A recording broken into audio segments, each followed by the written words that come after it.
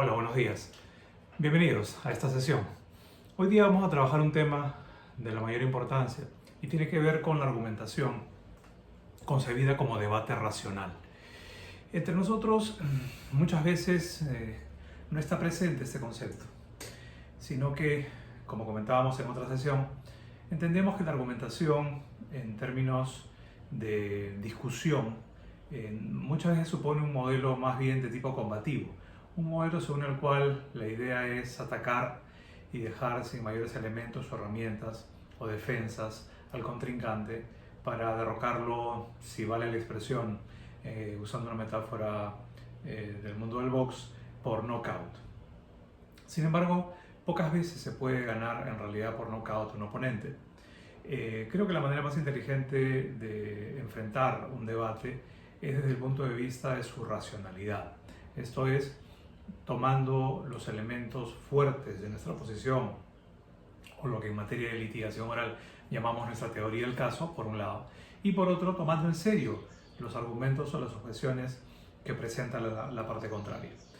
Y tratando de estos argumentos, de alguna manera, usando otra metáfora deportiva, como en el judo, tratando de usar la fuerza de esas objeciones para desarrollarlas y demostrar por qué, llevadas a un extremo, tales objeciones no corresponden o no tienen lugar en nuestro caso concreto. Me parece que el debate debe ser racional, siguiendo una serie de principios, reglas y métodos o consejos metódicos que vamos a explorar en esta sesión. Así que adentrémonos un poquito más en la búsqueda de esta racionalidad en el debate. ¿Qué rol juegan las emociones y los prejuicios en el razonamiento y en el debate? Es una pregunta que no solemos contemplar y es una pregunta del todo válida y vigente. Las neurociencias nos han enseñado recientemente que el motor, la inspiración, el móvil para hacer cosas en el mundo, hacer cosas en la vida, tomar determinados cursos de acción y escoger o no un determinado debate, una determinada discusión, una determinada pelea argumentativa, tienen que ver mucho con nuestro mundo emotivo, tienen que ver mucho con cómo percibimos el mundo, tiene que ver mucho con qué emociones despierta en nosotros determinados temas o asuntos, tiene que ver mucho también cuáles son nuestros sesgos o prejuicios. Usualmente muchas personas consideran, y entre ellas una clase de personas, digamos, que consideran esto mucho en sus desempeños vitales y profesionales, como los expertos, por ejemplo, consideran que ellas o ellos, por su calidad tal de experto, de especialista, de gran conocedor en una materia determinada, carecen de todo sesgo o todo prejuicio. Sin embargo, la investigación psicológica contemporánea ha demostrado que los expertos también están sujetos a prejuicios o particulares sensibilidades o solidaridades con algunos aspectos o posiciones o formas de ver las cosas que corren en el mundo inconsciente, en lo que llamábamos en alguna sesión anterior en el sistema 1, este sistema en el cual hay emociones y hay una serie de elementos que nos llevan a tomar una decisión en vez de otra y que nuestra parte consciente pues simplemente no la registra. Así que la pregunta es del todo válida, aunque no es propiamente materia de un curso en teorías de la argumentación, sí es del todo válida sopesar hasta qué punto las emociones influyen en nuestra toma de decisiones y en nuestros posicionamientos o respuestas en los debates que decidimos emprender. Así que, como hemos anotado, nuestra estructura mental, nuestro mapa mental, nuestro grado de conocimiento del mundo, además de aquello a lo que le tenemos particular solidaridad o afecto, o aquellos aspectos a los que más bien tememos y somos adversos, conforman parte de este trasfondo en el cual un debate se va a llevar a cabo. Y hay dos mentalidades, por decirlo así, que son más o menos un extremo del otro, que se encuentran en las antípodas, que podrían llevarnos efectivamente a considerar mejor este aspecto emocional. Ejemplo, tenemos una mentalidad más bien de guerrero o de guerrera, o tenemos más bien una mentalidad de explorador o de exploradora. En la mentalidad del guerrero, lo que hay es combate, enfrentamiento, negación y voluntad de exterminio del oponente. En cambio, en la mentalidad de la exploradora, lo que hay es curiosidad intelectual, apertura, ojos bien abiertos, reconocimiento del terreno y particular atención de todo detalle que nos ofrezca el terreno, el campo, que podamos usar en favor de nuestro objetivo durante la exploración. ¿Cuál es nuestra mentalidad cuando tomamos parte de un debate? ¿Un guerrero que pretende exterminar al oponente o una exploradora que lo que pretende es encaminarse en un trazo determinado, que persigue un objetivo, que es, en este caso, ganar o hacer prevalecer su punto de vista, pero tomando en consideración muy seriamente las señales que emite el oponente, las informaciones y contextos que propone, eventualmente desnudando las estrategias de la parte contraria para usarlas en favor de su teoría del caso? ¿Cuál es la mentalidad? ¿La del guerrero o la de la exploradora? Mi recomendación: si quieres ganar un debate, sé más un explorador. Tienes que estar muy atento a las condiciones del terreno. Tienes que estar muy atenta a las estrategias que eventualmente la parte contraria quiere desarrollar. Y a partir de ahí, busques efectivamente, con un buen reconocimiento del estado de la situación en discusión, puedas revertir las objeciones que te dirige la parte contraria. Esto supone, por supuesto, no solamente mentalidad abierta, sino un cierto equilibrio intelectual y emocional. Saber que efectivamente tú formas parte o representas una historia o una versión de lo que sucedió, pero que en la mente de un tercero, sea un tribunal arbitral, sea una corte judicial, es enteramente factible que también se pueda entender como razonable la posición de la otra parte, que viene a presentar una versión distinta, una historia diferente. Así que este equilibrio, esta capacidad de balancear, esta capacidad de otorgar a las objeciones del contrario la debida consideración con el debido respeto, serán muy bien valoradas por un tribunal, porque se verá un desapasionamiento profesional muy conveniente para el examen de las cuestiones en discusión. ¿Cuáles son algunas reglas de método que podrían servirnos para efectivamente avanzar en nuestra discusión, como hemos recomendado desde la perspectiva del explorador? Una primerísima es que quien sostenga una tesis esté obligado a defenderla. La tesis, teoría del caso, hipótesis de partimos, posición en la negociación, es de alguna manera vinculante para que la parte que la presenta. No olvidemos esto, porque no sería nada serio que, llevados al extremo de un razonamiento contrario, la contraparte de alguna manera nos acorrale y debamos salir de nuestra tesis original. La tesis debe ser sostenida en todo momento y debe ser el centro del interés que tengamos para que sea esta efectivamente o resulte victoriosa durante la discusión. Pero debemos defenderla. La crítica de la tesis opuesta debe ser sobre la tesis realmente sostenida por el oponente.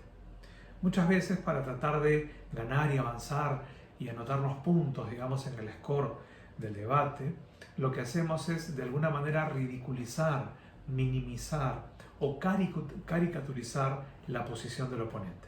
Esto es completamente inválido porque nos lleva a una afirmación falaz, a una de las falacias más conocidas, que es la del hombre de paja, ¿verdad? Según esta falacia, para poder derrotar al oponente, lo que hago es no representar honestamente el argumento del oponente, sino una caricatura o un hombre de paja. Y ataco al hombre de paja en vez de atacar la posición mostrada por el oponente. Esto es completamente inválido, es un error lógico y es fácilmente identificable. Además, recordemos que tenemos al oponente al frente, así que siempre nos podría decir que hemos puesto un hombre de paja y él invalida nuestras objeciones. No hagamos eso.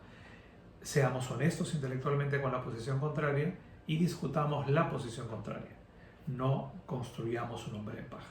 Otra cosa que me recuerda esto es que seamos honestos discutiendo la posición, la teoría del caso o el argumento de la contraria, mas no discutamos la capacidad del oponente como persona. las discusiones son sobre argumentos, las discusiones no son sobre personas. Así que olvidémonos de toda referencia a la subjetividad del oponente, a su calidad profesional, a su grado de preparación, a su experiencia, y simplemente discutamos argumentos. Nuestro trabajo es discutir argumentos, nuestro trabajo no es discutir la calidad o la capacidad de la contraargumentadora. Todo interlocutor debe conocer, por supuesto, todas las implicancias de su argumento. Esto es muy importante sobre todo para cuando el oponente lo que pretenda es llevar a contrario nuestra argumentación y desarrollarla en sus últimas consecuencias. Todos los elementos de nuestra posición deben ser debidamente considerados y debemos hacernos cargo de los mismos. Si fracasamos en la defensa de una tesis, entonces deberíamos honestamente retractarnos. Como lo han escuchado, deberíamos ser capaces de retractarnos. ¿Cuántas veces en debates públicos, políticos, jurídicos, amicales, ustedes han visto que una argumentadora incapaz ya de seguir sosteniendo su punto de vista se ha retractado y ha vuelto sobre sus propios pasos? Tal vez nunca o en contadísimas ocasiones. Esto debería cambiar y deberíamos conceder un punto fuerte donde es la oponente la que gana ese punto y nosotros reconocemos, nos retractamos para luego avanzar en nuestros otros puntos que podrían favorecer nuestra teoría del caso. No hay por qué ser mezquino, ni hay por qué simplemente oponerse de una manera ciega a un punto que está a todas luces demostrado y que está en favor de la parte contraria. Las proposiciones de nuestra tesis, hipótesis o punto de vista en la argumentación no deben ser vagas, ni ambiguas, ni incomprensibles. El uso del lenguaje debe ser pulido, nuestras posiciones deben ser claramente transmitidas a la parte contraria y al tribunal. Si no es así, si usamos un lenguaje vago u oscuro, es la parte contraria la que puede tomar ventaja de esto para poder tomar algunas conclusiones o deducciones que no necesariamente sean lógicamente sostenibles a partir de nuestro punto de vista, pero que por la vaguedad del lenguaje usado puedan eventualmente ser de alguna manera pretendidas. Así que muy importante es el uso locuaz, claro, del lenguaje que empleemos y en particular del lenguaje legal, que suele ser el lenguaje de precisión y de detalle que debemos emplear. Hay que ver más, hay que intentar ver mejor. Y por eso les propongo estudiar brevemente la propuesta de Tolmin. Según Stephen Tolmin, en los usos de los argumentos, lo que tenemos que hacer es un esfuerzo por racionalizar el conflicto. Como les decía, apartar ya esas emociones que sin duda influyen en nuestro punto de vista, pero que un manejo profesional desaconseja.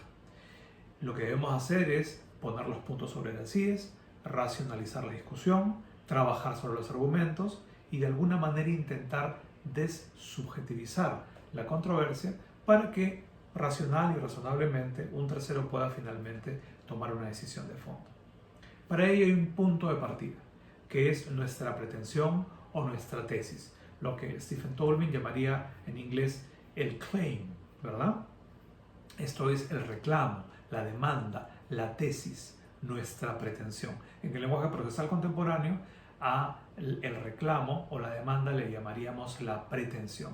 ¿Qué es lo que exactamente queremos que decida un tribunal a nuestro favor?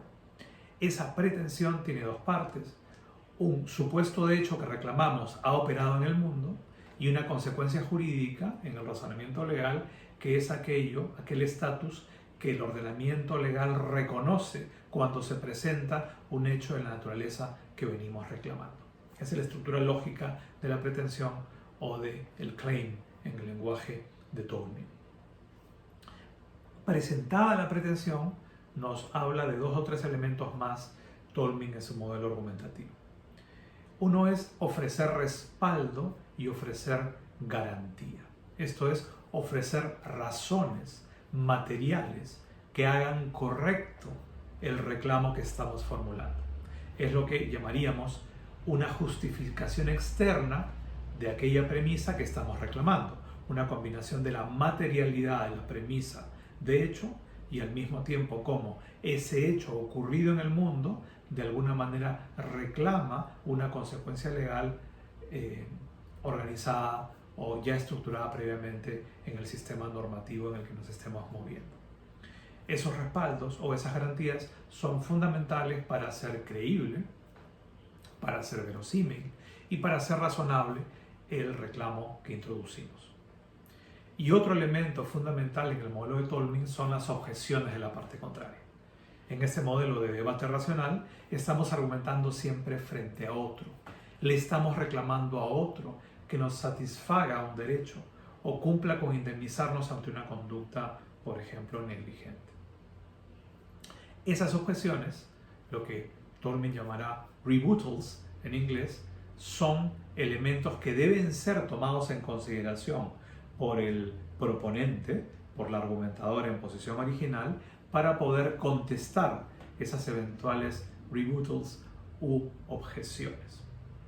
Pasemos a clarificar esto con un ejemplo que el mismo Tolmin desarrolla en los usos de la argumentación. Es el ejemplo en el cual la tesis o el claim, ¿verdad? La pretensión que formula Tolmin es que Harry nació en Bermuda. Y como Harry, ¿no?, que es el supuesto de hecho concretado en el mundo, nació en Bermuda, entonces presumiblemente Harry es ciudadano británico. Esa es la estructura completa del reclamo o de la pretensión.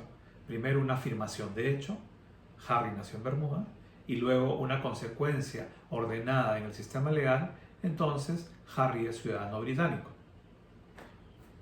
Ahí está la pretensión.